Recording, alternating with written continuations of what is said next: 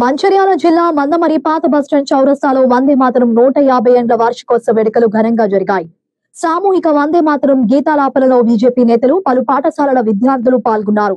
బెంగాల్ రచయిత చటర్జీ రచించిన వందే మాతరం గీతానికి 150 ఏళ్లు పూర్తి చేసుకున్న సందర్భంగా దేశవ్యాప్తంగా నరేంద్ర మోడీ వందే మాతరం వార్షికోత్సవ వేడుకలు నిర్వహించడం హర్షణీయమన్నారు బీజేపీ నేతలు.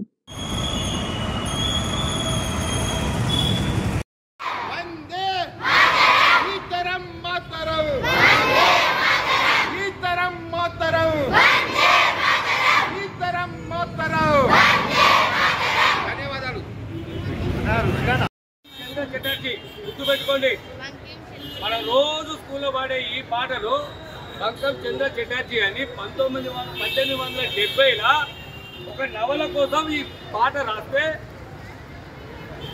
1896లో రవీంద్రనాథ్ ఠాగూర్ ఒక సమావేశంలో ఈ పాటను పాడటంతో వందే మాతరం అంటే మన భూతల్లికి వందనాలు చెప్పే అర్థమొచ్చే విధంగా ఈ పాట ఉంది కనుక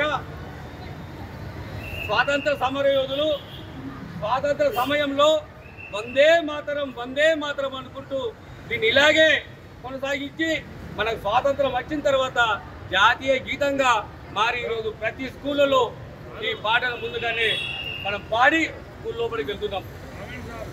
ఇలాంటి అద్భుతమైన ఈ జాతీయ గీతాన్ని 150 సంవత్సరాలు పూర్తి చేసుకున్న సందర్భంగా మన భారత ప్రధానమంత్రి నరేంద్ర మోడీ గారు దీన్ని పల్లెలో వాడలో స్కూల్ పిల్లలతో అందరు కలిసికట్టుగా ఈ ప్రోగ్రాం చేయాలి అని చెప్పేసి దీన్ని మనకు ఇది పిలుపునివ్వడంతో ఈరోజు మన మందమరి పట్టణంలో మీ ఆధ్వర్యంలో భారతీయ జనతా పార్టీ సంబంధించిన నాయకులందరం కలిసి ఈ జాతీయ గీతాన్ని ఇక్కడ ఈ హైవే మీద మనం పాడుకోవడం జరిగింది.